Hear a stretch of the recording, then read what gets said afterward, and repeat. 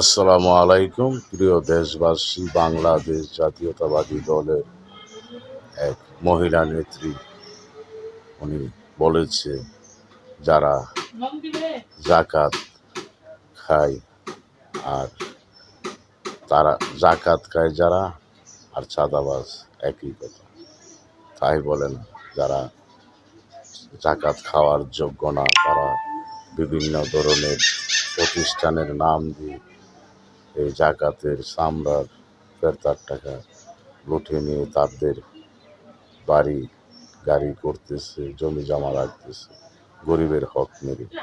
তাদেরকে বলেছে যে এসব জাকাত যারা হায় তাদের থেকে চাঁদাবাজ ভালো, সেটা বুঝাইতে চাচ্ছে।